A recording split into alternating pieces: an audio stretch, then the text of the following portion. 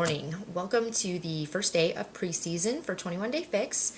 The reason I do this preseason week is in the past I've found that people, it really takes about a week to figure out how to integrate these containers into your life and how to space them out throughout the day and what you're going to put in them and coming up with your meal plan. And doing all of that without any kind of background information and just quickly reading through the book can be challenging, especially if this is kind of a new lifestyle for you. So I like to just take a week and really break things down and get you started, best foot forward so that you can get the most results possible out of your first 21 days of the program. So one of the very first things that you need to do is actually figure out your calorie target. It's in the book, the eating plan book, on page 4, and it breaks it down as far as, simple calculator math. However, I wanted to talk to you about in step C, it tells you to deduct $750 calories for your caloric deficit. And what I want to talk to you about is just some basic science here. It's 3,500 calories over the course of a week that you need to deduct from your normal intake in order to lose a pound. So if you divide that out by 7 days, it's 500 calories a day that you need to deduct. So by deducting 750, they're basically ranging you at 1.5 pounds a week. Now, on average, people that follow the 21 Day Fix and follow it to the plan lose quite a bit more than that. However, based on your personal goals, you can change this 750. It could be 500. It could be 1,000. Please don't do more than 1,000. You need to have a baseline of at least 1,200 calories a day, no matter what. And you're introducing exercise, whether you've been exercising in the past or this is the beginning of your exercise, you're doing something different. You're confusing your body. It's going to be burning more calories. So please don't do more than 1,000. From there, you'll notice when you flip through the book that there's tiers, and I've actually included a file in our group as well that not only breaks down how to find your daily calorie intake, but also shows you the different tiers. That tier that you fall into, that's not your tier for life. That is where you're starting, and that's something that you kind of need to keep track of. As you start losing weight, you're going to need to start to drop down in tiers as well. So just something to keep in mind, especially if you find that you hit a plateau or something like that, it's definitely a good thing to consider going down in a tier. Another thing is, if you're used to eating a lot of processed foods, you're going to suddenly feel like you're eating a ton of food. Clean whole food has a lot of volume. It fills you up, and the quality of calories, you get to eat so much more for the number of calories you're eating in clean foods than what you do in processed foods.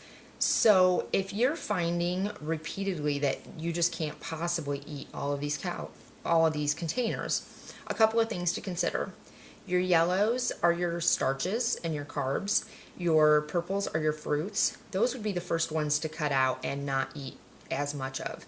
However, the idea is to eat all of your containers in a day, because by doing so, you're also eating the right ratio of your carbs and your proteins and your healthy fats.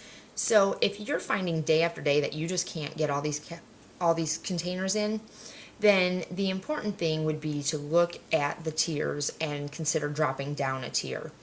Always get all your greens in, always get all your reds in. That's your vegetables and your proteins. But that would be my suggestion. If you're just not able to get it all in and it's day after day, then you need to go down a tier for sure. The next thing is, I did include a file, and that file is some tracking sheets that you can download and keep on your computer, or you could print off. I like to have a printed copy. I'm a pen and paper kind of girl. I love, all the fun apps and everything, but when it comes down to it, I just do better with pen and paper.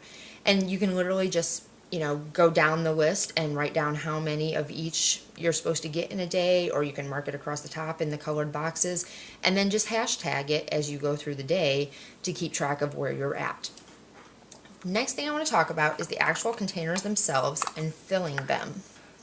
When it comes to filling a container, as I'm sure you well know, it's not shoving the stuff in so tight that there's not any possible air left in here. It's just filling the container. Next thing is you have a lid. That lid needs to fit on the container. If you're heaping over the top, you're cheating. So just something to keep in mind.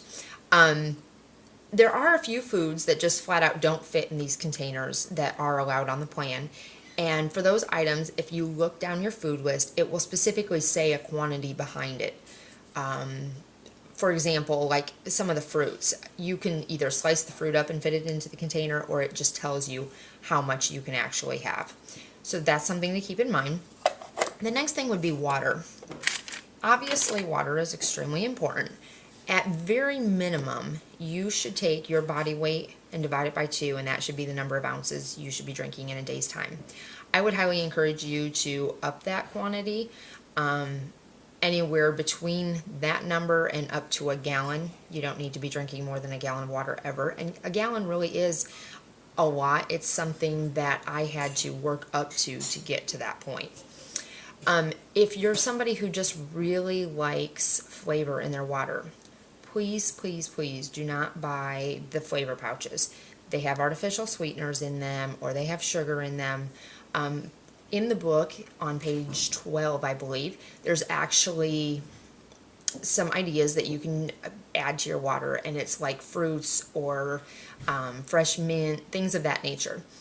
All extracts are considered free foods. I wouldn't recommend putting extracts in your water, however, but just something for you to know if you want to add it to your Shakeology or anything else. If you do like power smoothies with greens and things like that, the extracts are all free items.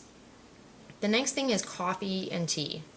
This program does not tell you that you cannot drink those things. However, as I'm sure you know, it is picky about what you put into your coffee and tea. So please look in the book in pages 14 and 15. They give you some lists of things that are completely allowable, some things that you can have within reason, and then some things that you just shouldn't have. Another thing is seasoning. Clean eating does not need to be bland. Seasonings and spices are perfectly okay and completely considered free. However, you need to watch if you're using any kind of pre-packaged seasoning, it probably has salt in it, and you really should stay away from salt while doing this program. Any other seasoning is absolutely fine. And actually, if you turn to page 37, there's a free food list. And don't get too excited. It's mostly spices and seasonings, and then it's going to be like your condiments.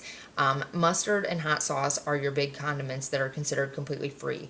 There isn't a lot of sodium. Well, there's no sodium in mustard, obviously, but there's not a lot of sodium in your hot sauces, and there's no sugar added, so those are considered condiments that you can use completely at free will.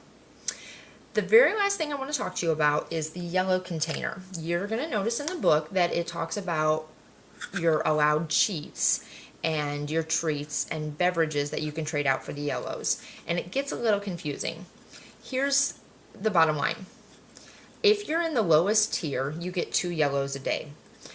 You may trade one of those yellows for either a cheat or a beverage cheat. You don't get both in the same day, so you can't do something from the beverage list and one of the desserts in the same day.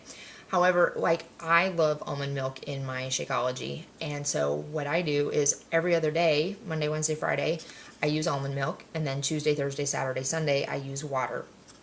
As far as the cheats go, I make a homemade energy bite that I really enjoy, and so Tuesday, Thursday, Saturday, I can have those, and then on Sunday, I just eat from the yellow food list.